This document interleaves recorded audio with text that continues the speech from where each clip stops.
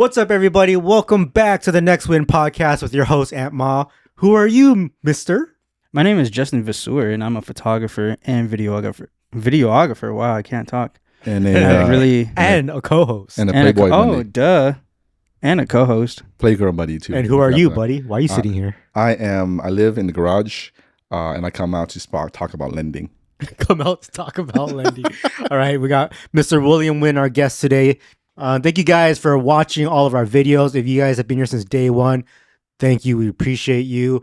We hope you have learned a lot since day one because we talk about so much and there's so much valuable insights, experience from us, things we see in the market, our personal lives, and I hope you're getting it all and soaking it all in. So, what's that? We're giving out too much personal? No, I'm soaking it all in. You're soaking it all in? I know. It's like we're just doing a podcast for you, Justin. Yes. Yeah. It is for you. And for everybody that's like me. Welcome. Exactly. Loser. Justin is like every listener here where he's trying to buy his first home. And so he's learning the ropes. And this is just valuable for everyone that's just like him. And in today's episode, we're going to be talking about, is it better to buy a home with more cash or less cash? Right? And I think it really depends on the situation. Yep. But people think it's best when they only put down 3%. Other people traditionally think it's the best when they put 20% down. Yeah. It's just Why? different mindsets, right? Yep. And then different credit scores, too. How about we break this down? Yeah. Like, Okay. what are these two mindsets we're talking about? I mean, I would assume one is if we're talking about the money aspect of things, maybe somebody wants to put less down so they can hold on to their cash a bit longer. Yep. Or even use that cash to either make money or furnish their property or whatever the case may be. Yeah. What if this person only has 3% and nothing else? Should they even buy a home? If you can afford it monthly. What do you think, Justin? If you only had 3% and nothing else, just enough to buy a bed and a couch and a TV, and you can, buy groceries and stuff and gas, right? Would you buy a house for 3% down and be okay with that? Or Like if I can afford the monthly payment? Yeah. Or would you want to have like 3% down and an extra $30K in your bank account? I think being the person that I am, I'd probably take the risk. I mean, it's not really it is scary to not have the money in the bank. Yeah. But now I have an asset. That's what I tell people because they're like, well, what if I lose my job or I don't want to live there anymore or it was a bad decision? And I tell them, well, then sell your house. You're not stuck with it. Mm-hmm. If it's a normal market, right now we're kind of in a weird, bad, okay market. So I can't really say. But in a normal market, if you sell at any time, you've made some money. Yep. You're fine. Money. So, we're just in this weird 2-3 years right now. Just don't do anything right now. Well, it Don't do what anything? area. No, it depends what area. Yeah. So I guess now talking about the person who does have a lot of money, let's say they have $200,000 in their bank account. Should they put 20% down or, what should they do here? I think the same thing. I think it's same. up to the person. If they want to have more capital, then they put less down. Or if they don't want to. If you put less than 20%, if you put less than 20%, you're going to have to pay mortgage insurance. And that's why I mentioned credit. Because the better credit score you have, the lower your mortgage insurance is. Can you explain what the mortgage insurance actually is? So the mortgage insurance is if you don't have, because to buy a home, you have to have 20% down, right? Why? To avoid. That's how the lenders want, what the lenders want, right? 20% down. But then if you have less, you can still do it with less than 20%, but you have to pay mortgage insurance. Mortgage insurance makes sure that if you, for some reason, you foreclose on your home, right? The bank still gets some of that 20% at least. Oh, that's what it actually is.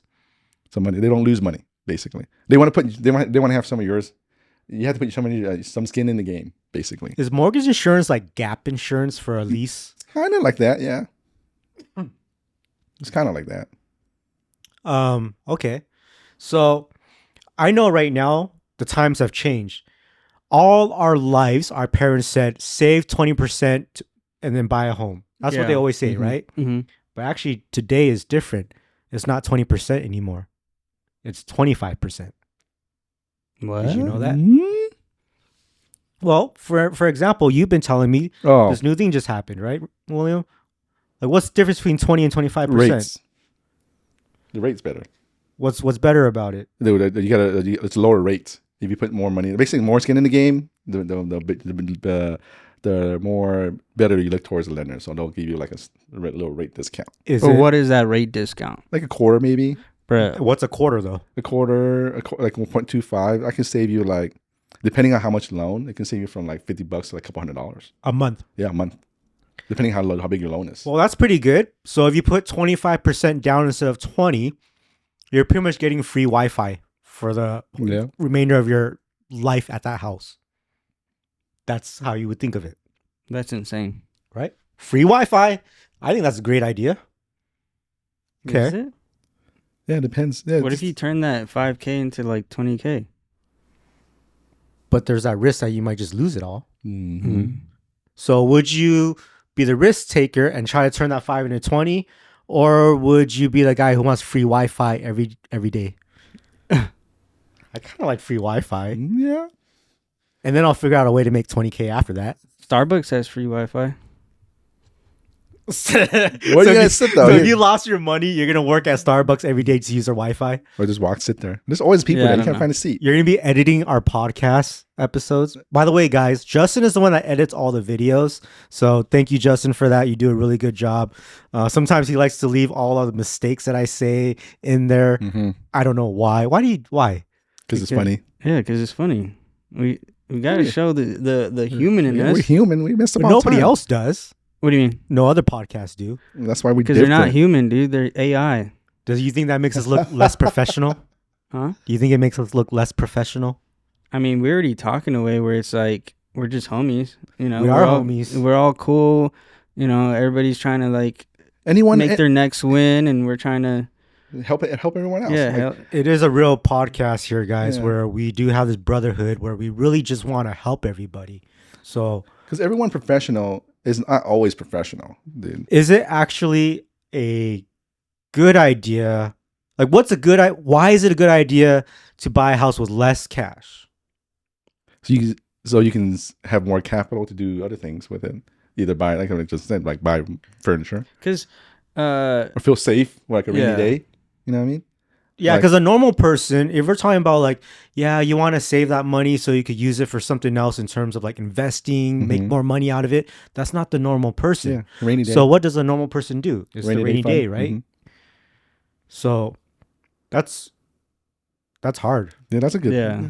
That's why some people do just do 3% if they, because sometimes like they do 3% and then you're only paying extra, like if you have really good credit, maybe less than $100 extra for the mortgage insurance. So Okay, I want to get to know you guys a little more. yeah. If you were to buy a home, Justin, how much down are you gonna put? Bruh. bruh. What's your goal? You know, what's your ideal? You know how girls, when they're young and they're like in elementary school and they're talking with their friends, they're like, yeah, I'm gonna get married one day, right? And then when we get to middle school, they're like, I know what kind of guy I want to get married with. And then when they get to college, they're like, okay, I'm almost ready, right? Like they plan out their whole perfect wedding from Yeah. like, the house they buy, their wedding dress and everything. Guys, it's more like, how much % down do you want to put on your home? You know, Yeah. where do you want to live? Yeah, I think for me, based on how the economy is kind of like rocky, Yeah. I probably want to keep as much cash as I can Yeah. on me. There's a lot of like people that I've been listening to that, you know, they're talking about commercial real estate crashing, and they're saving cash to like maybe buy in the next 2 years or whatever. Yeah. But basically, I would put less down, have more cash on me, just in case for any opportunities. Not only for that, but also to like maybe furnish the home, things like that. Yeah. I think that's a great idea, is to save some money so you can take advantage of recession and buying other things. The hard part is when you have to save that and kind of you're waiting for things to crash, right? And then you want to spend the money so you can invest it. But that's like you said, it might take 2 years. And in that 2 years, you're furnishing your home. You think this is dope, that's dope. Well, I still got like 100K. This is dope. And now you've kind of spent more than you should have. That's risky to me. Versus what? Putting it in your home? Versus putting it in the house. So like for me, I usually do about 20 to 25% down. And the only thing I don't think about how much money I have in my bank or nothing. All I think about is where I am comfortable on a monthly payment. Mm-hmm. I don't want to ruin my life every day. I don't want to stress on payments. I want to be comfortable. So I usually do around the 20%. And if I feel like that's too high, then I'll put in some more. And that's my only reasons. I want to be in a good budget. But when I bought this new home that's now $1 million, I pretty much put everything in it. I did like more than 40% into the home. And my idea was, everyone always says, like you said, save some money because you can buy something with it and do something with it. I've been through it all where I've worked my whole life, did the hard labor, I've grinded it out to where I'm tired and I don't want to use money for another business right now. Mm-hmm. I don't want to open another business. I'm just tired. So I put it all into the house, knowing that I'm going to sell the home in 1 or 2 years and get the money back. But what's affected me is that I knew that at this point right now that I'm in, it's been about 10 months, that there might be a time where I want to use the money. And right now, that is where I am hurting. But I knew that when I put the money in, So I'm feeling the wrath right now. I'm like, I could buy a whole bunch of Tesla stocks that just tanked right now. Mm-hmm. I could be buying maybe an all cash house for a rental. I could be buying a lot of things right now. And so I'm like, damn, I can't do it until I sell this house. So I'm stuck. How much does 20% down payment change up the monthly payments? A lot. It can be like, a lot. Like thousands of dollars a month. Really? Depending on how much the home costs. So if my house is $1 million, if someone put 10% down, their payments are like $5,500 a month.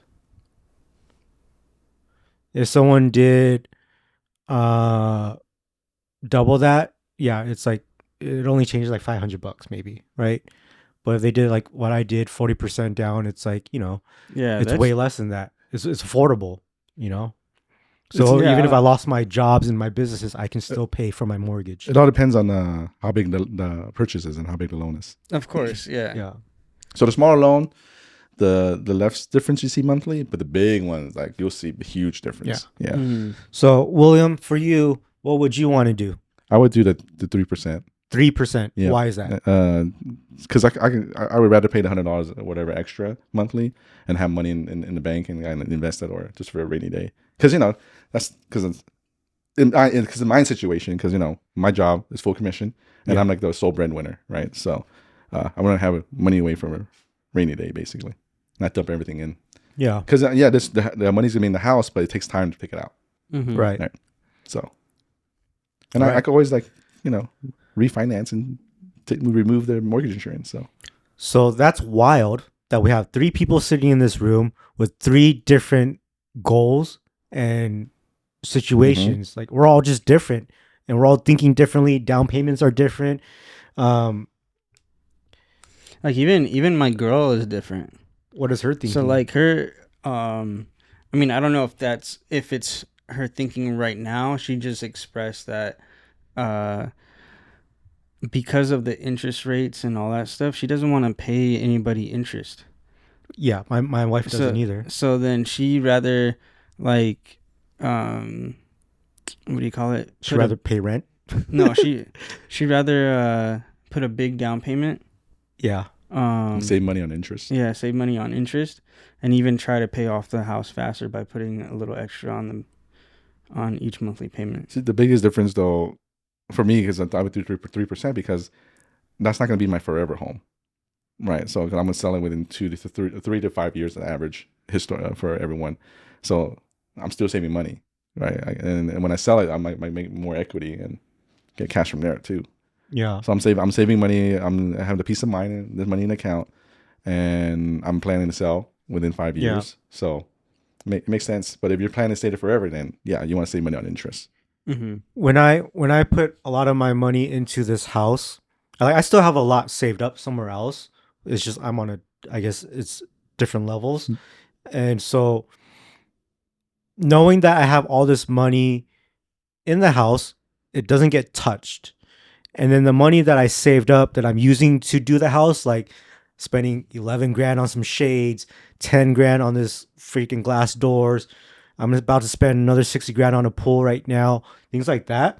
That money I saved up is dwindling down right now. And I'm like, oh crap, you know? But on the other side, I'm like, thank goodness I have all the other money in the house and I'm okay. Mm-hmm. So we can do the podcast at the pool when it's done. yeah. They're going to start building it next week. Nice. For real? Yeah, they wanted to start building it today. And I said, I can't because we're shooting the podcast. Oh. Because they're going to dig today. Mm. How long is it going to take? 3 months. Oh, damn. Yeah. Crazy. Sick. So, well, is there anything else you guys want to talk about on, this with cash on down payments or anything?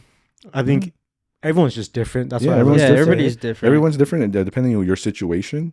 Junbi matcha serves high quality matcha straight from the farms in Japan.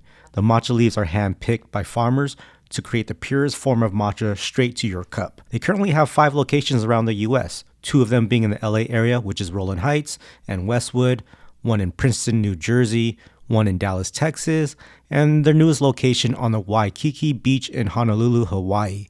If you don't have a Junbi near you, you can always purchase their matcha tins or pre-made packs. The most popular are the blueberry matcha and the vanilla matcha.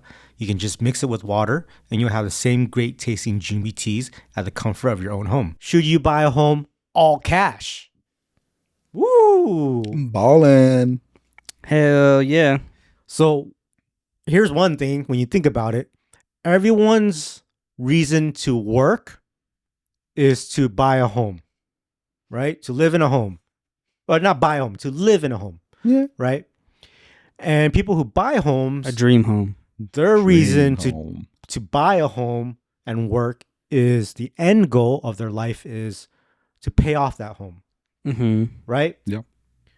So if you have the money, should you just buy it all cash and your goal is like, not your goal is not 30 years later, it's now?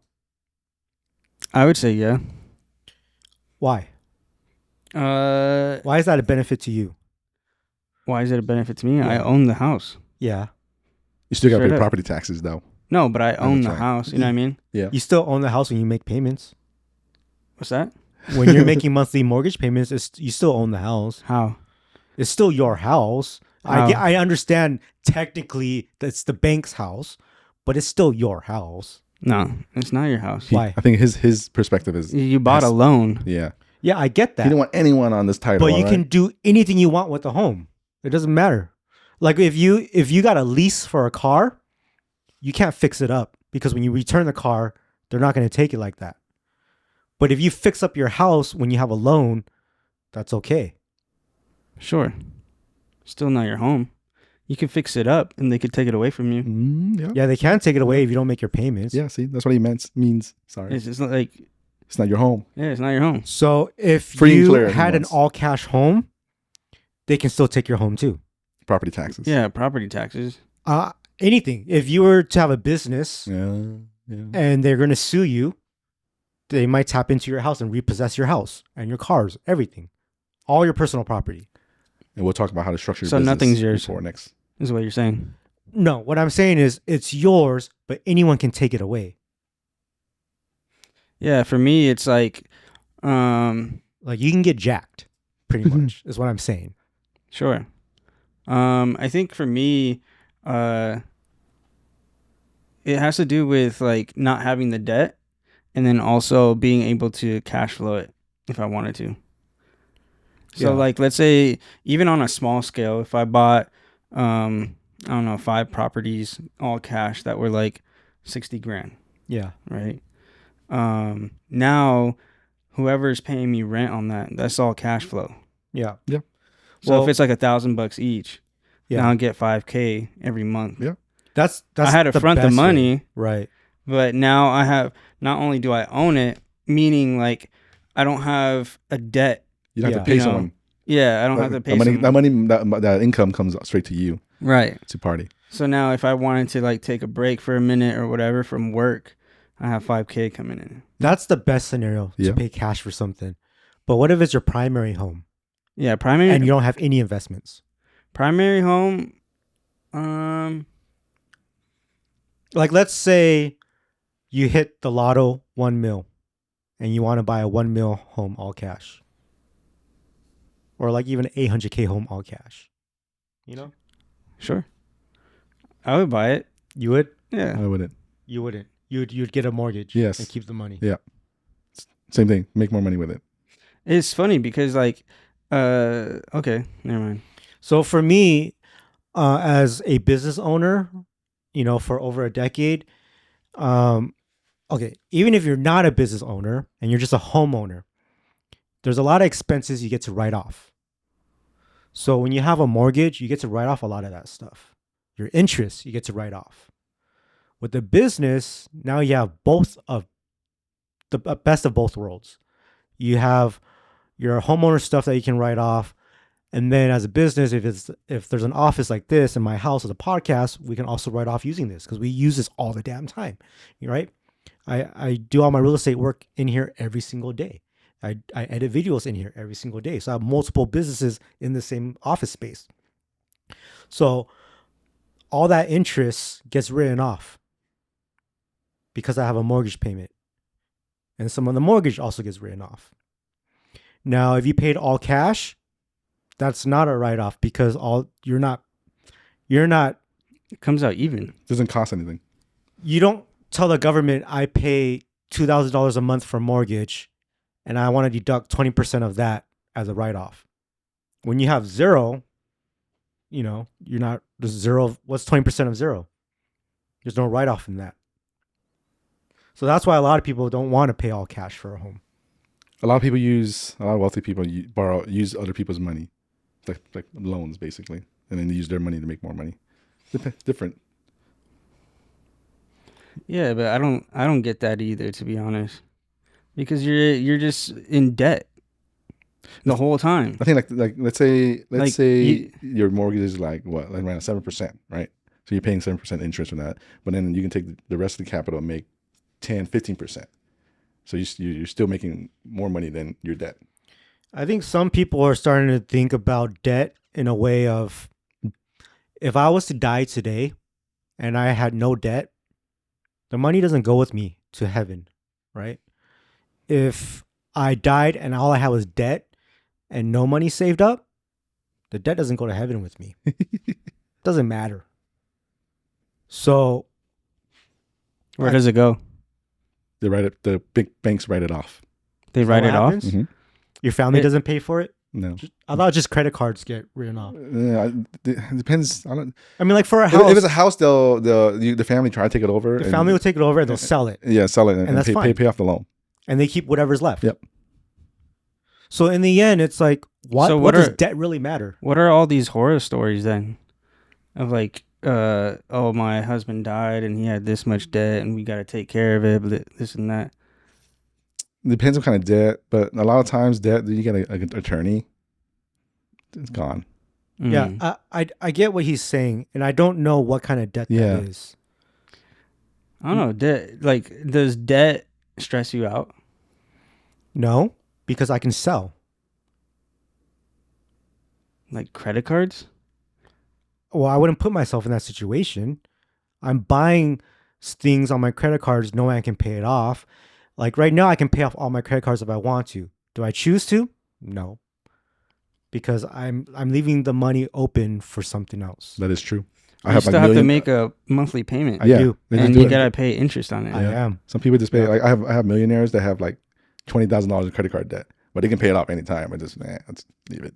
That's what I have What? right now. Same thing. Yeah, it's just You different. know, I think at that point it's like, oh, this is low interest or whatever. I'd rather use this money to go. that's more what money I'm with it. thinking Yeah. right now. Exactly. And I never used to think like that, but I'm in a different position now. Yeah, but your credit card is at like 20-something%. Yeah. So like you got to be making 20-something% returns on whatever you're doing. I think Or, until I have everything that I want or that I think I need, like my goals of investment, then I'll pay it all off. So Like, what if you pay it off now and then just like no, Now you got to wait and save up. I gotta wait. And right now I don't have time to wait. So with the way the market is, we're headed towards recession, rates are going up, and we're heading into the winter time, right? It's gonna be the best time to buy a house. People are gonna see that it's the worst time because it might be crashing, so I'm gonna wait. Rates are so high, don't buy. What I see me negotiating rates. I see me negotiating the price of the house. I see a lot of negotiations and me getting a great deal. So I want to get that first and then pay off the credit cards. So I'm going off of a timing issue. I see. Situation. So you for a house you wouldn't pay all cash? Depending I on how much money I have. I think it depends on the time of What if your you- life. Let's say you had 500K and your house is 500K. You know No. no? I wouldn't dump it all in. So after I sell this home that I'm living in right now, I want to buy a home all cash for myself to live in after this home. So that's home number 4, and that's after hitting my $1 million, becoming a millionaire. Now I will buy one all cash. Because now I can buy it all cash. I can pay my bills. I can send my kids to private school. I can buy cars. I can buy Rolexes, rentals. I can buy other investments and do all that. Wait, so you're gonna sell this house Yeah, and then downgrade to a smaller house? correct. That's like 500K? Like 600. Yeah. So I bought this home as an investment purpose. So I could have bought a 600K home right now without buying this home and be okay. And probably have like a very small mortgage. But I wanted to take advantage of buying a big home on a community that just started and make 200K in 1 year and then sell, or wait till you can get a little bit more. This home can easily go up like 500K when the market goes back up, you know? So if I didn't do that, if I didn't do what I did now, and I had this smaller home that was more affordable, the money that's sitting in my bank account, every day I'd be like, what business should I buy? But like I said, I'm tired right now. I need a break. So this is my business.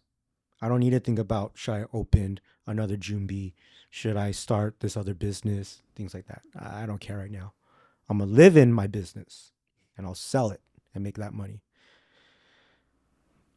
But I think, I don't have to wait 30 years to buy a home all cash. I can, buy it like next year if I want to. Or even now, I can do it. And I'll be happy. With what the way my life is now, I'm living off like commissions, right? Real estate agent. Yep. And this month alone, me and William have about 3 or 4 deals that closed. Yep.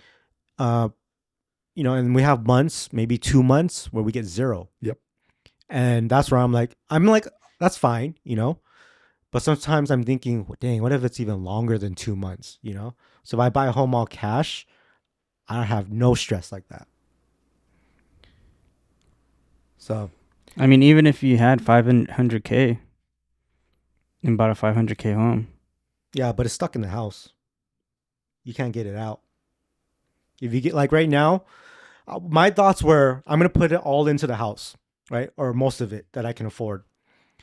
And if I need to take out a HELOC, I will. That's why I was like, I'm okay with it. If I want to take out 100K right now and buy a pool, I can do that. But instead, I'm paying all cash for my pool, right? And the reason is because the market is bad. If I put out for a HELOC right now, the rates are so high. So you don't know what's going to happen with the market. It can go either way. Now I'm kind of stuck. I can sell my home now, make some money, but it won't be as much as I wanted. I can take out loans, but the rates are high. So I'm kind of just like floating around, waiting for things to get better. Mm. So I guess it's just better to have cash to make money or just a rainy day type of thing. So I wouldn't dump everything in it. Yeah, I think right now what I've realized is I would dump a majority in it just so I don't waste my money. Because I think if I have too much money, I'm like, let's invest in this, let's invest in that, let's invest in this, right? But if I only have like one thing I can invest in, I'm going to think really hard if this is a good idea or not. Mm. But if I have enough money for like 5 investments, I'm like, oh shit. All right, yep, let's do this one. Let's do that one. Let's do that one. If I lose, that's fine. I have more for this one. Like, yeah. I think I want the pressure of having only a little bit of money in my account. That's me right now. Yeah. Same thing. That's me too. There's this pressure. I feel like 2024 or even the next 6 months, I'm going to be like going crazy with Why? work and stuff. Huh? Why? Because I have like financial goals, you know. I think it's hustle mode for the next couple months. Oh, that's what you mean by going crazy. Yeah. You're going to start making more money. Yeah. This is the most popular matcha tin. It gives you the energy you need to prepare for your day without the crash, mainly because of its high quality. Make your own matcha at home with their daily ceremonial grade matcha. All you have to do is scoop, whisk, and enjoy. So this matcha tin is 100% pure shade-grown, finely milled matcha. It's sourced from a 100-year-old farm in Japan. It pairs deliciously with other ingredients, and it fuels you to prepare daringly for your adventures ahead. What would you do if there was a lender like William that can offer you cash to buy your home all cash? Does that even make sense? I want it. You want it? Give it You don't to even me. know what we're talking about. I don't. What do you think that means? What do you think that means? You give me the money. Give me the money to buy my house. Give me your best Jerry Maguire impression right now. What? Who's Jerry Maguire? Oh, what? Damn, how old are you? 27. What? How old were you when Jerry Maguire came out? Jerry Maguire was like 90s, like 94. How old were you when Jerry Maguire Maybe. came out? I don't know. Were you born yet? Were you I'm like not one? I don't know. Who is Jerry? Jerry's Maybe. like Are you, wait, are you 94. serious? First of all, Jerry Maguire's I like 94, suck I with think. names. I thought you were joking. It's the Tom Cruise movie It's a Tom Cruise movie. with Cuba Gooding Jr. Do you even know who Cuba Show Gooding me Jr. the is? money. Yeah. No, I've never seen that. What year? What year it came out?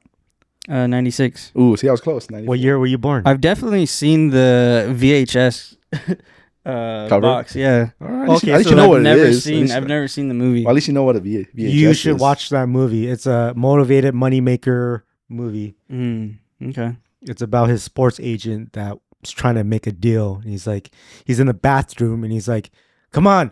Jerry Maguire goes, right? He tells his agent, he goes, Oh, tell that's me, where that show comes- me the yeah. money. And he's in the bathroom. He's like, show me the money. He's like, say it again. Yeah. So that's where that came from. Yep. Yeah. Now you know. The more you know. Yeah, I know everybody in the freaking cast. It's just I have to put a face to it. Yeah. Oh. You know what I Tom mean? Cruise. All right. So, William, can you explain what this program is about? What do you have for everybody who wants to buy a home through us? So basically, you know how if you bought a house before or are looking to buy a house, you know that a lot of times it's hard to win the offer because there's cash buyers that go in there and be like, I'm paying full cash. So the seller would be like, I'll go with the cash buyer because I don't want to wait 30 days, or I don't want to wait if you're gonna see if you're gonna get approved for the loan. What do you mean they have to wait 30 days or don't have to wait 30 days? Because when you're getting a mortgage, right, you have to wait. There's a 30-day escrow, and then once your offer gets accepted, then your loan actually get underwritten. Let me stop you there real quick. So on a standard escrow is 30 days when you buy a home. Yep. That's what he's talking about.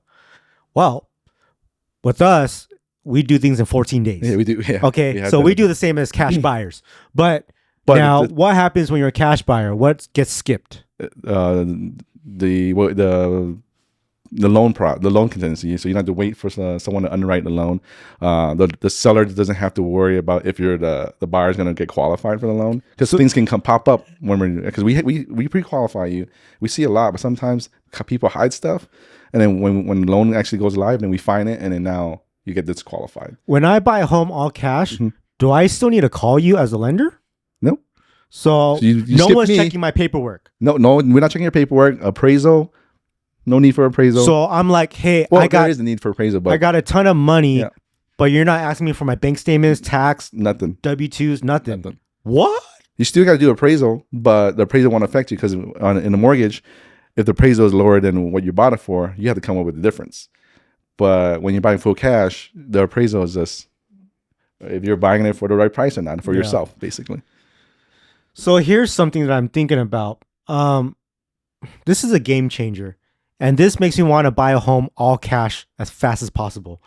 Because knowing that I don't have to go through all this paperwork and all these other things, it's just send you the wire and I'll walk away like a boss. Imagine your mentality now. Everything that you do in life has changed because you know that you just afforded to something. Cash. Yeah. So think about all your decisions from now on and the way you think in life. Like, that's amazing. It is, but that's amazing for the seller, because this program is for, you still get a mortgage, but to the seller, it's all cash. So basically how it works is the lender, us, we are fronting the cash for you. So basically you get qualified through us, and we make sure you qualify for the loan, right? But instead of going to the seller, go, hey, I have a loan, and we have to go through the whole thing, we're going to give you full cash for it. So we can close in 7 days. So let's say... You don't have to worry about loan contingencies, and the client gets cash right away. Okay, walk me through this. So we have a client, a buyer. Yep. And he's like, hey, I see this home that's $600K. I want to put an offer in. So I say, oh, cool. Let's go talk to William. What do we do? So basically, if you want to do all cash, because to sellers, cash buyers are more lucrative or more appealing to them because they don't have to worry about all of that, right? It's guaranteed. Here's cash. Like, done. And it gets your offer. For the buyer, the advantage is you get your offer accepted quicker. Okay, so you have this program where you help the client pay the cash for them. Yeah, so we're fronting. So basically, you come to me. I'm like, all right, we're gonna do the loan still, but we're gonna wait on that. I'm gonna make sure you have enough money, make sure you qualify for the loan. Yeah. But to save time and to make sure that the seller picks your offer. Yeah. Right? The seller picks your offer because it's cash. Yeah. I'll front the money for you. So basically then I go and I'll buy the house. Yeah. Right. I'll buy the house and then turn around and we already made a deal for, like, this is how much it's going to be, and then I sell it back to you. Basically. Is this happening in the same 30 days?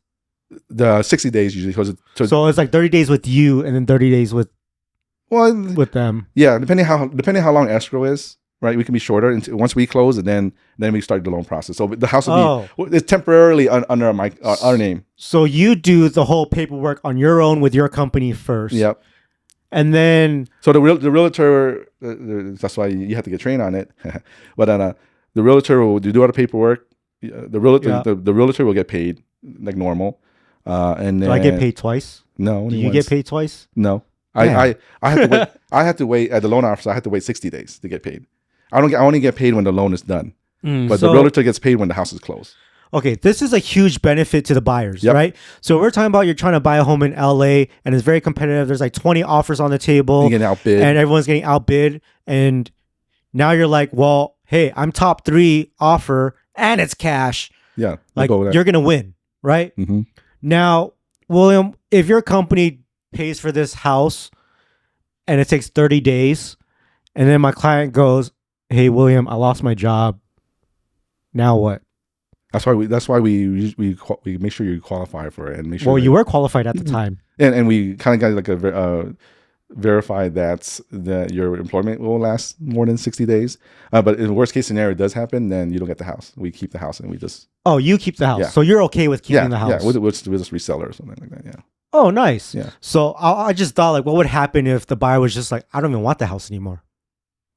You can't do that though. Well, yeah, because technically you can, but then at that point, I think if it has to be a specific reason. But I think if I have to double check on this though, but just from logic, this logic is that I will sue you for it. Because of the contract. You signed a contract. Yeah, I don't have no money. I got 3%. So you Well, sue me for my 3%. Yeah, basically, yeah, 15 grand? yeah. Sure. No, then the big thing, then you have to go bankrupt, and then you can't buy a house at all. Right? So Wait, so what's the catch? there's a what do you mean? What's the catch? Like, Why are you doing this? To get more clients, to help the clients. So basically, like, are the interest rates the same and stuff? it's pretty close. But there's a fee. There's a fee built into it that we charge. There's But- the catch. Yeah, that's the catch. So there's a fee because we're funding money. What is this fee? I believe I had to double check, but like 1.1%, 1%. 1 to 1.5. So, okay. So on a 600K home, that's $6,000. Yeah. Right? So would you rather have William front you the cash and pay the $6,000 fee, to get that dream house. or wait for these counter offers and tell, put a counter offer and make your bid higher? Like, would you give, you know what I mean? Like, I can say I'll increase my offer $6,000 rather than giving it to you. Right? Mm-hmm. So I think what's hard about that is it doesn't always work out like that, because there's girls like Justin's girlfriend who would say, I'd rather put more money into the house than pay interest to William. But if you can only put so much money into a house and offer so much until it can't appraise for that value. And that's why you need William to pay all cash. Because it could be that you're already at the top, and if you want to put an extra $6,000 into the house to win your offers, the house won't appraise for that extra $6,000. Well, yeah, you can pay all cash for that part, and you're just paying more into the home. It's complicated. It's worth it for people that don't want to, just the one win the offer, right? Sometimes they're tired. Some people just need a house now. Yeah, they're like, I know what, I'm getting outbid risk. by cash buyers. And now I'm gonna become one of those cash buyers. I see. Yeah, and it's worth it for them to pay the fee. It's like, okay, I'll pay the fee so I can get. So let's say they have a house that they really want, right? And there's all these offers. Yeah. Now you want to stand out, so I'll pay that fee so I can get that house. Here's what I would do as a realtor. Because right now on every deal, I negotiate the purchase price down, or I negotiate a 2-1 buy down program, which costs about $8,000 for people, and we get them every time. If you were going to do this all cash program with William, I would negotiate in there your closing costs back, or that 1% back. So here, I'll give you all cash, but I also want 1%. And then maybe that will help them with, closing costs or paying for that fee. Yeah, that's right. But it's a newer program we just launched because we're a big company and not a lot of people can do that. Like brokers can't do I've that. never heard of this in my life. Yeah. Your company's crazy. You guys do free refis for anyone who's your client, and you do this, giving them cash to buy a home. You want to use this program, Justin? Yeah, give me the money. We can do it. Give me the money. How about for an investment? Primary property only. Sorry. God damn it. Yeah. I was like, let's But go there's get a a big- rental right now after this podcast, dude. Primary property. The investment is always investment property is risky. What about second home? I have to double check. It's a new But program, so I'm still learning like everyone else. Let's go buy one right now. Okay, let's go. But the whole process is the same. Like, you still need like a certain amount of down Yes, payment. you still got to qualify. The down payment will go towards them. So you're paying off the, Yeah. the loan Okay. to them. Yeah, I see. you're still getting a loan, Yeah. Okay, got it. but that's on the back end. Mm-hmm. It's not through escrow Mm-hmm. because we're like basically we bought the house for you. Now we're the seller. Yeah. And we're selling it to you now. Mhm. Now there's no real like stress about whatever. But basically we're just making sure you win the house.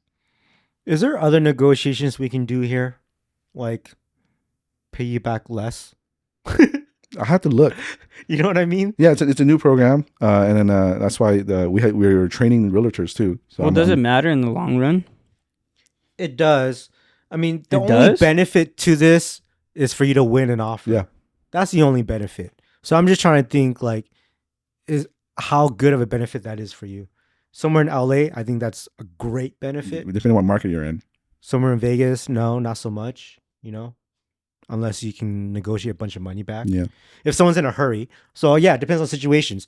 So like yesterday we closed on a home, and I was talking to the seller, and this is Vegas, and he's like, we gave you guys $50,000 off because I'm separating with my wife. We've been married for over 30 years, and we just had to sell it, And so when you're in a situation where someone's getting a divorce and they're out of time, maybe you can offer cash. Don't have to go through a 30-day escrow. And you might win that offer. Yeah, and they'll just take the lower cash offer. Mm-hmm. So you'll save money. Yes. So it depends on it all depends on your situation, and that's why I love the company I moved to, because we have a whole bunch of products to help with everything. That might be the better idea, dude. If like the home is $1 million, and I say, hey, I'm gonna give you $900K cash. Yeah. You're saving $100K. Who cares about the 1%? That's the process that I was thinking of in my head. Because, right? Yeah. I feel like that would be dope. You low ball. Low ball. So it's a low ball situation or just winning multiple offer situation. Yeah. That's sick. But yeah, it's still a new program. We're still learning. You need to take the training. I'm sending you that link because the realtor then needs to know how to present it to the buyer, basically, and to write the contract. Do I get like a certification after? Yep. What is it called? This is a certification from us. Yeah, is it like say like CAF certification or? No, it's just certified to use the program with us. That's nothing special. Because you know sometimes there's realtors with cards and it says like CAS, CIF, NIA, NASS, and they have like all these things that they have certificates and licenses for. Like, what is all this shit, dude? Come on. They want to look professional, you know. Doesn't even make sense. That's like I don't want to get into that. All right, guys. So if you want to use this program, we have great ways for it to be utilized depending on situation. We'll figure it out, but we can do it and we'll make it work for you where it benefits you. We have options to help you. Let us know, comment, email us, DM us. My email is antvegashomes@gmail.com. William. Oh, this is my Instagram now. I made an official one. So I think it's Willie the Lender on Instagram. He doesn't even know his own Instagram name. It's new. It's new. Willie the Lender. All right. And Justin, if he wants to get he's trying to hustle, like he said. So what are you trying to hustle? Trying to hustle people? I'm trying to hustle people, bruh. What are you trying to do? I'm just kidding. Maybe he's looking for investors. I don't know. But message this guy and be like, yo, what are you trying to do? You need some money? That's what he wants. He wants money, give it to me. Huh? If you have money, give it to me. All right. So donate, guys. Donate. Maybe we should do a GoFundMe account. A podcast live, and we'll do the super chat where you guys can donate to Justin. This is the matcha whisk. It's electric. It's very convenient to use. The electric matcha whisk is a fun, easy way to make matcha in a flash when you don't have the time or the space to break out your entire set. So you can still enjoy smooth, frothy matcha in just seconds, no matter where you are. So this is the bamboo matcha whisk. It's the most traditional way to make your matcha every morning. It'll help elevate it. It's a ritual that they used to do, and this is a 100-prong traditional bamboo matcha whisk. And it's foldable, so you can take it on the go. Very easy to use. I actually love using this. It's just makes the whole experience that much better. And then this ladle is the way I use to actually get the serving size for the matcha. I get the right amount by using this ladle, put it into the bowl, and I start whisking away. And just like that, by adding some water, it's ready to drink. So visit one of the locations near you so you can get some matcha, try it out. And if you guys aren't near any of the locations, go to junbishop.com. You can use our promo code WINNING to get 10% off anything on the website. I think this is a great way for you guys to really try this instead of using anything else for caffeine, such as sodas, coffees, pre-workouts. This is very clean. I do this myself and I love it. We are doing our special TikTok segment called TikTok Rundown. Run down. Run down. And we are going to watch TikTok videos about real estate, and we're going to see if this person is just trying to go viral with the video and it's, false information, or is it actual true information and it's verified. So, I love this part of our segment. We've done it once. This is our second one. Yep. I love the way it looks. It's really cool.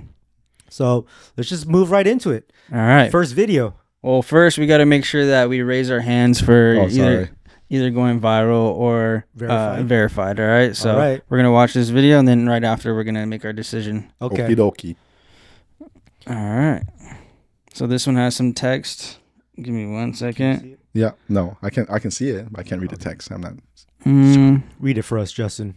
It says, I bought my first house. The owner was weirdly in a hurry to leave, so I got it at a crazy good price. Gonna give it up. No, please don't What does that yellow text say? It says, "Wait for it." He bought that home? Yeah. It says nothing could go wrong. So he's just happy that he has a nice big house. Oh, okay. That's all it did? So the video is showing that he has a nice house. Yeah. He's happy about it. And he got it at a good time. Like a discount. Is that what he's saying? Yeah, basically. I mean, it looks like there's a caption too, but I can't really click on it. Uh-oh. But yeah, it looks like he's just saying he got it at a crazy good price. Like showing off. The music makes me feel like I want to verify this video and that it's real, but I'm going viral. Yeah, viral. I'm raising my hand for viral. I'm raising my I hand. think viral too. I'm saying This viral. is literally this dude that's just walking down the street and he's taking a video in front of a big Yeah, house. look, check out my house. I bought it for cheap. Right? That's actually a pretty good idea. Yeah. And he's acting like a homeowner. Yeah. Yeah. I don't know. I think it's a viral one too. Yeah, because it's not giving any information. And I thought he was going to go into oh, I bought this house for cheap and the owner wanted to leave it fast. And then this is why, because there's ghosts or something. That's what I hate about TikTok videos. Yeah. Unless They I leave missed out something. So much information. Yeah. You don't know what the hell is Like, going what? on. What are you trying to do, man? I want to watch it one more time, Alright, just watch in it one more case. I bought my first house. The We're owner was watching it. weirdly in Come a on hurry. in. Let's see. So I got a crazy good price. Wait for it. I'm gonna stand in front of this house because it's not mine. See? What does it say? Nothing could go wrong. Nothing could go wrong. That means everything can go wrong. Everything could go I feel like wrong. something's like in the window or something. I think because Yeah, the person who owns the house. That ghost. The person who owns the house is looking out the window. Is there someone in the window? Damn, I wish I could kind of see the comments. Is there but someone in the window? I can't tell. All right, let's go into the next. Yeah, that's just. Because why would he that's- say nothing could go wrong? I mean, Oh, yeah, he's trying to be sarcastic. So maybe we need to start actually going to the videos on our phone and reading the Yeah, comments. yeah, you know Yeah. what? That might be a good idea. Yeah. Can you do TikTok on here on? On the app? on the probably. on the computer. Yeah, you probably Alright. can. Let's go on to the next one. Okay, this one has some text too. It says, "My wife and I own 12 rental properties, and we are $1.2 million in debt." That's how you think. That's what he doesn't want to do. But look how happy they are. That's financial freedom. What does it say? It says, "But that debt pays us $30K per month." Yeah, see. I hear the sounds of the seasons. We keep $15K to $20K of that after mortgages and expenses. Yeah. And lose all sense of time. And they own $2.5 million in real estate. Yeah. Own. Yeah. Justin, own. Okay. You can't see it on the podcast, but he's making faces. In the last episode, we were talking about, do you really own your house if you have a mortgage? Yeah. No, you don't.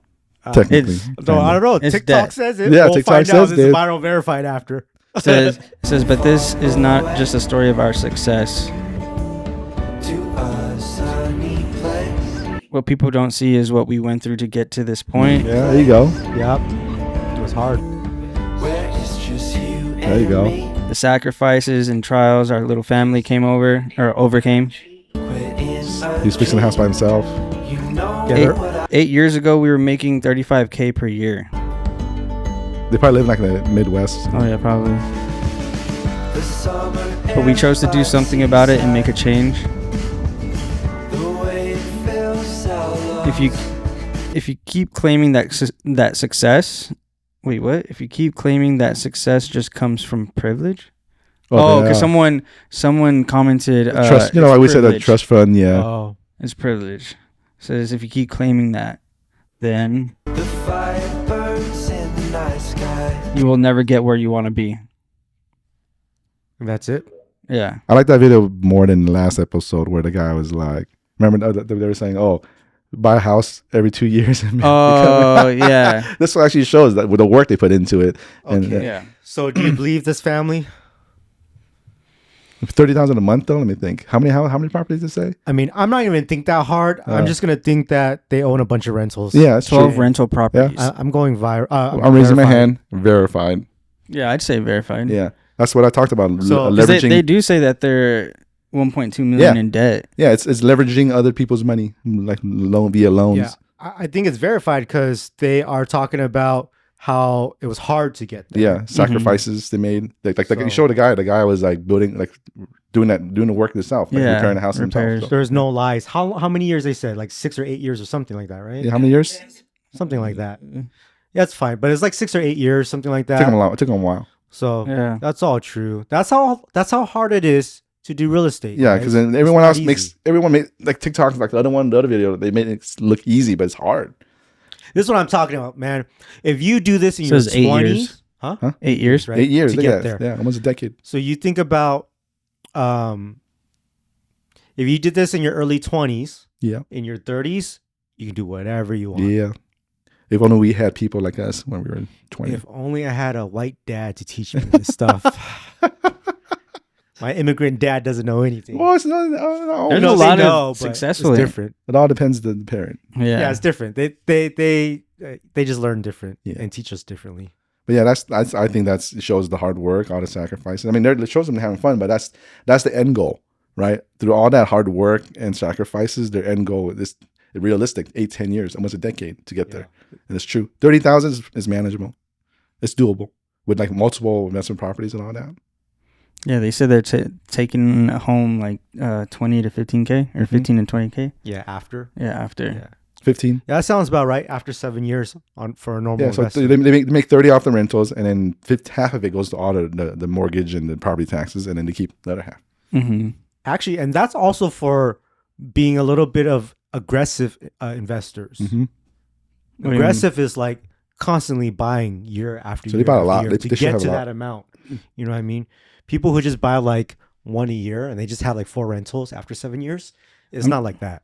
I'm just curious, like how they go from.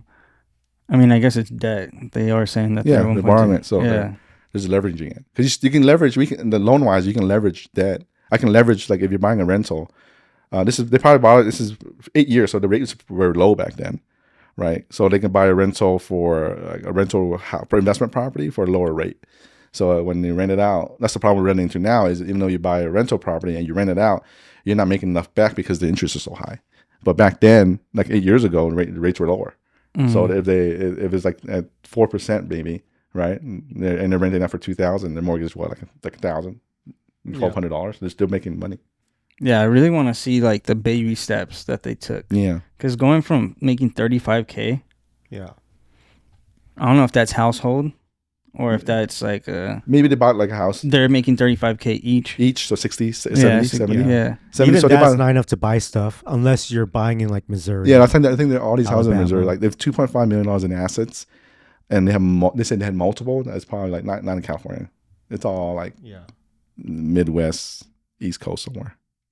I want to do something like that then. Because the houses are at like $50,000, $40,000, dude. Yeah, we can do that. People do it all the time. Mm-hmm. Mm-hmm.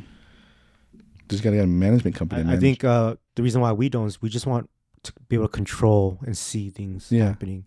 That's why. If you buy it out there, you have to trust a management company to. Unless we start our own management company out there. Too many ideas, man. All right, next What's one? the next video? Lender. Ooh, okay, let's see. Okay, so she talks. Yeah, the lender.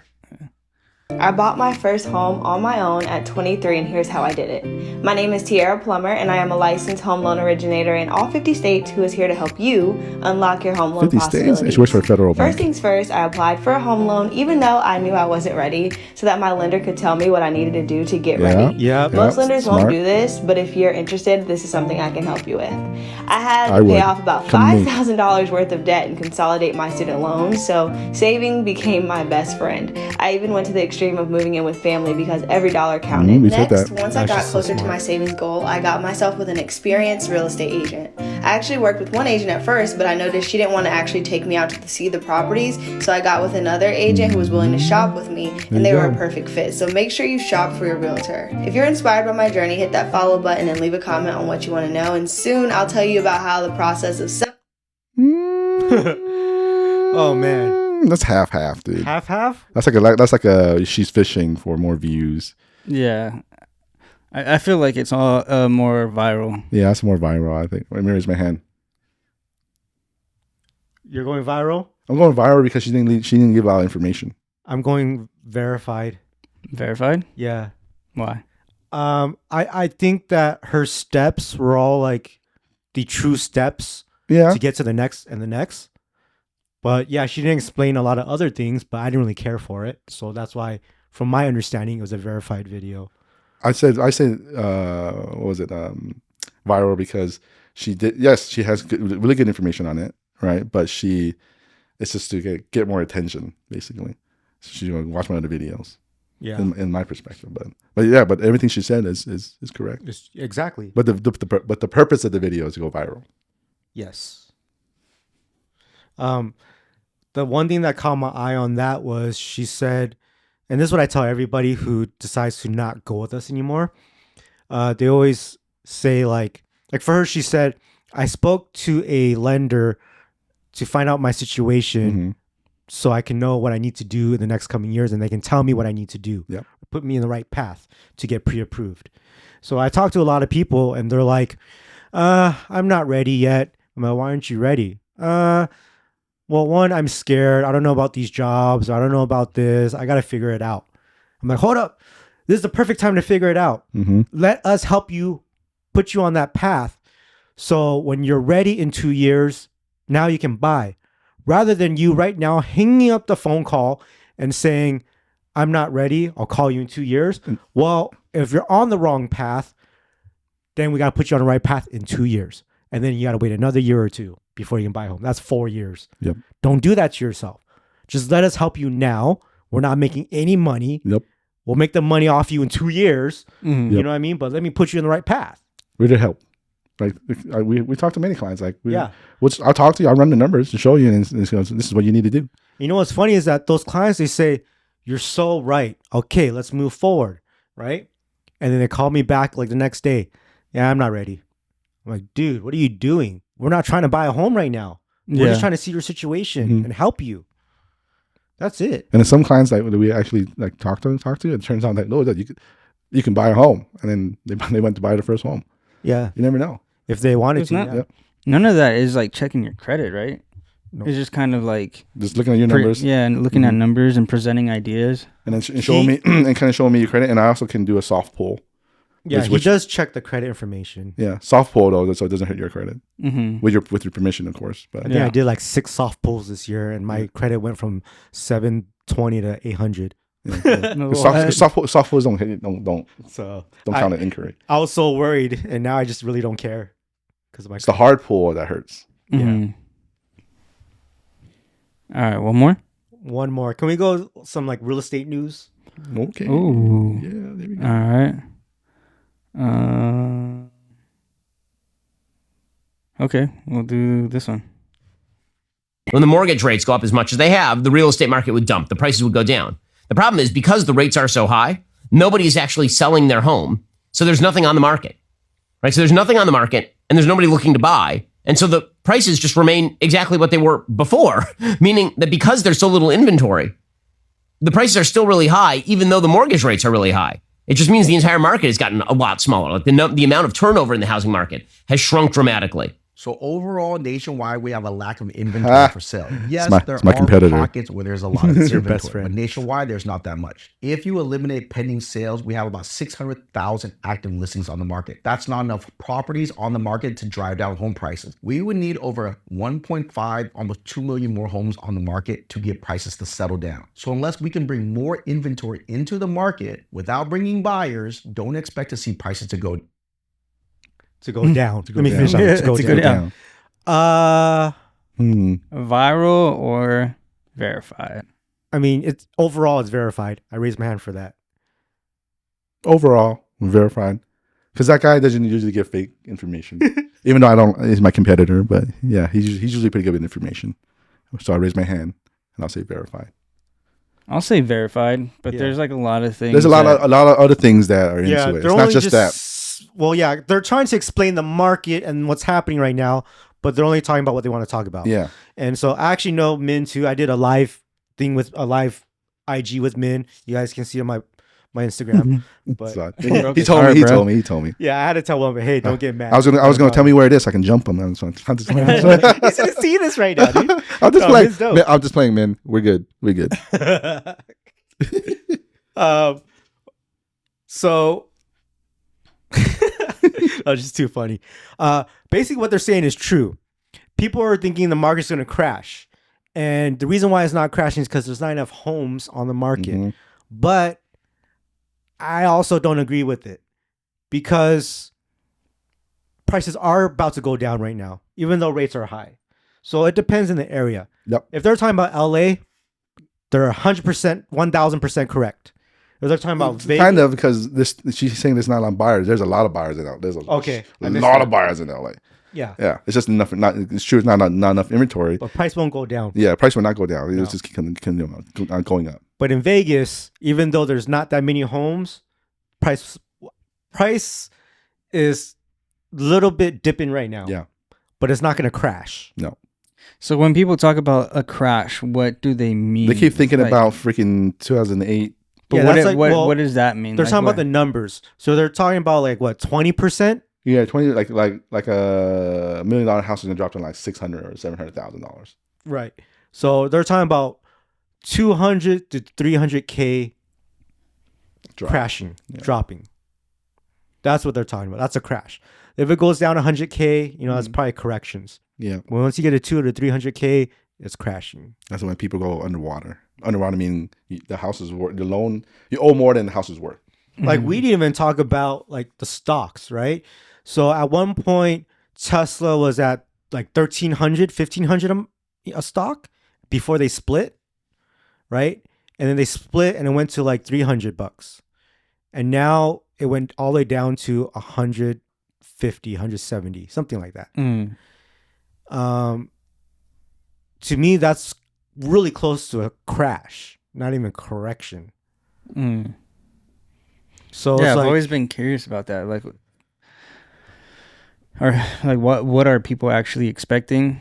And then I also feel like everybody's looking they're trying to say, oh, this isn't 2008 anymore or whatever. Yeah. And I'm like, exactly. There's other things that could crash the market, right? Yeah. Versus just the loans. Everybody reverts to the loans. Yeah. But I'm like, isn't there other problems that we have going on with debt and all those things? Yeah. We don't really know what could crash the market. We're just trying to base it off of what happened in 2008. Yeah, that's what they're just hoping for. They're hoping for 2008. Because it almost seems like a buildup. There's some buildup going on that we're just not aware of. All our focus is oh, it's not 2008 anymore, blah, blah, blah, this and that. But then there's something over here going on that we're not even looking at that's going to crash the market. I think it's not related to the real estate, that side thing. If you're, because the 2008 was a big, it's not going to happen again because that's why all the regulations are gone now. Mm-hmm. Our license numbers, that's because of 2008. You're so correct. It's not related to real estate. Yeah. It's going to be related to the economy. Yeah, something bad happening that will affect the economy. Yeah. It's like it's how everyone trickle down effect. Yeah. Right. And wouldn't that affect the real estate? Yes. So if nobody can afford the homes, nobody's buying or whatever the case may be. Yeah, but it's a longer effect. Quote unquote, nobody can afford and no one can buy. Yeah. There's so many people in the world that can afford and can buy. Yeah, that's probably and that's the problem that we're having. If you were to talk percentages, what would that be? A recession, I think there's only I forget the numbers, but I think 2% of the population that will lose the homes. If you just look at the grand scheme of things, if the world was to crash, can you survive? What do you mean? Can you survive to live every day? If there was a recession, can you survive everything that you have right now, or do you have to start selling everything that you have? You'll be okay, right? Yeah, I'll be okay. You'll be okay, right? Yeah, I'll be work okay. another job. I mean, so what I'm saying is, most people will be okay during a recession, which means that most people can still buy a home if they wanted to. Most people? Right now, 3 out of 3 people will be okay if there's a recession. Yeah, but I feel like that's still kind of. What's that number? Because when you talk about middle class, right? We are middle class. Are we? Yeah. Mm-hmm. What are we then? We are middle class. Yeah. Our parents are middle class. Okay. we're middle class on the bottom. Lower middle class. Yeah, we're lower middle class. Because we don't make we make too much to get any help from the government. Yep. But we don't make enough to be okay. Yeah. Yeah. So like for example, I make too much money that my kids can't get financial aid for school. But I don't make enough. I mean, and then I don't make enough for them to get grants and things like that. So like we're stuck in the middle. Like we're okay, but actually we're kind of hurting. I see. Yeah, that's middle class, where they're just kind of stuck. Yeah, we can't get any help from the government. We're on our own. Yeah, we're on our own. Exactly. Yeah. But yeah, and you say most of people can afford a house if they wanted to.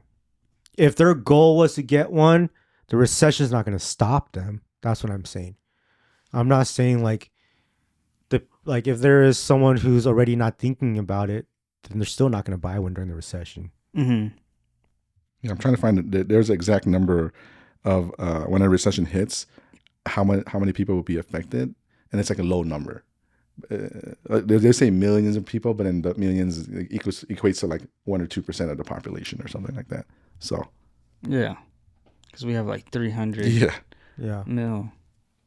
That's why most people be okay. It's different nowadays, but it's like what they say. You know, people who live in LA, and they're talking about the big earthquake's coming. The big earthquake's coming, just like the Northridge earthquake in the 90s. It's coming. Well, it's not here. Still not here. No, I see it more like the Bitcoin.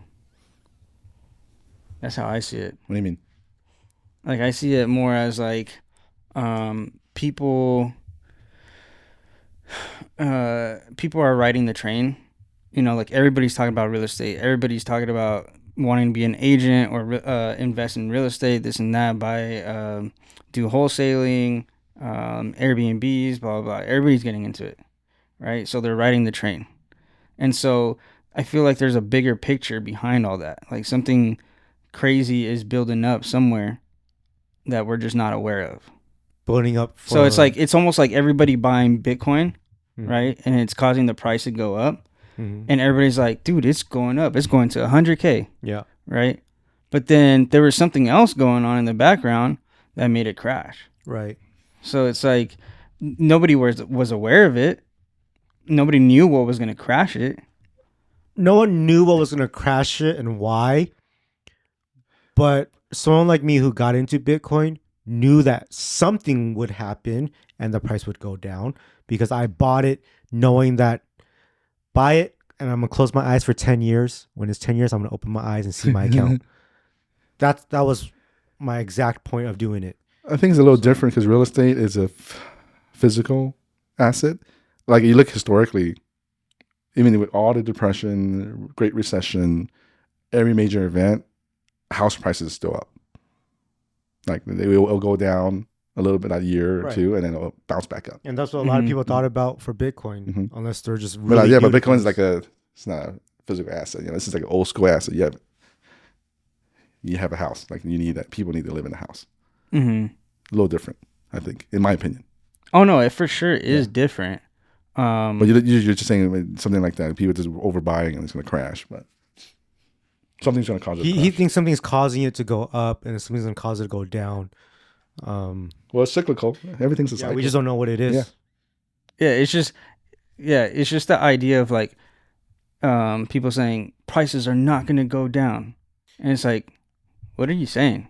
Well, are they not, like, you don't think they're going to go down? We see them going out, like 2021 prices from 2021, we saw them go down. So when we say people were saying the same thing back then. People were saying buy now because you marry what was it? Marry the price, date the rate, something like that. Yeah. You know, and then people that bought in 2021, obviously in long term doesn't matter. Yeah. But some people would look at that and be like, oh crap, like I overpaid for a home. But that's why that's if you have if you're a short-term investor. Yeah. If you can hold on to the asset, like the house, like that's why you can hold on to it. It's going to recover. What's a short-term investor? I mean, like you're buying it. Like how many? How short? 2 years, 2 to 5 years. I don't even think that's short. A lot shorter. Because I bought a home for $50K over asking. Mm-hmm. I lived in it for 4 years, and when I bought it, I'm like, I know I'm buying it for $50K over asking. I'm fine with it because it's going to go up. I say short-term is that you can't ride out the market. So let's say a crash happened, and you can't ride it out.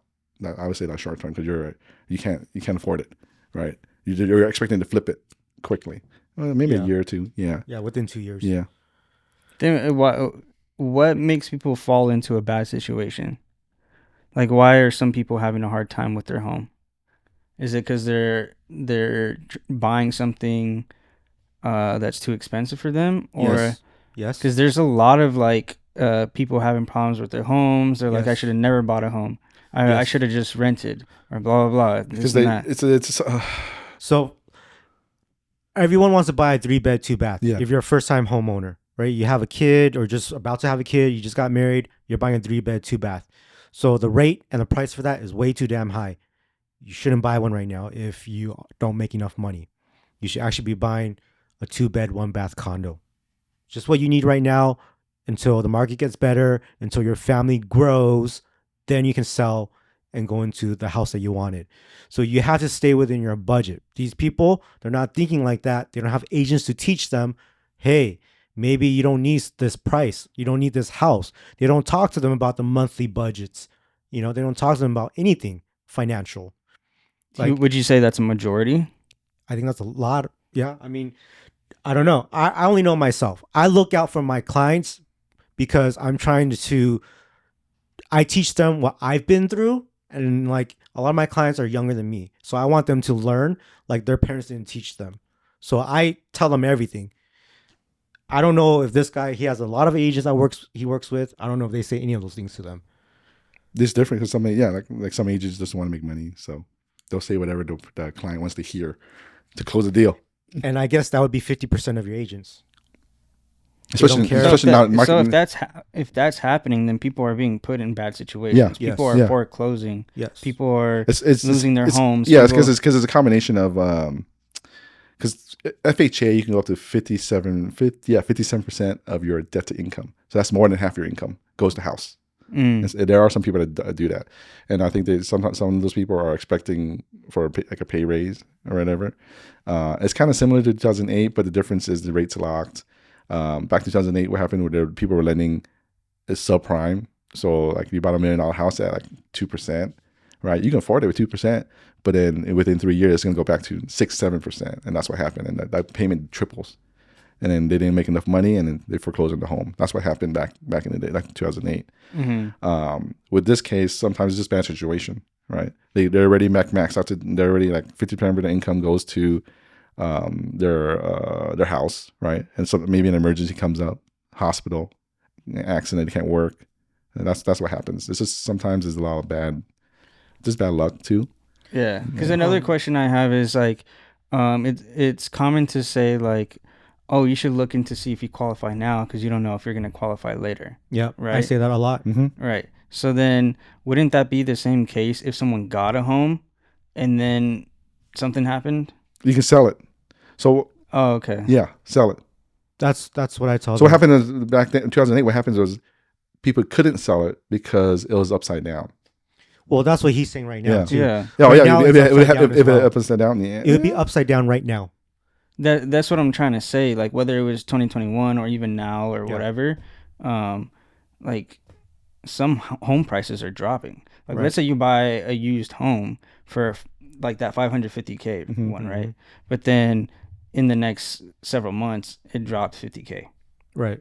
So and then now you're like, sell, right? Yeah, you need to sell. And then outside of that, like how does that happen? Like with, you have to put up costs and stuff for that too? Like, are you losing money or how does that work?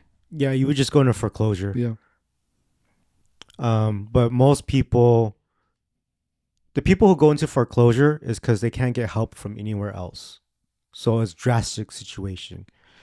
A normal person. I haven't seen too many foreclosures lately. Yeah, but do you see foreclosures happening in the future? It's cyclical, so it happens.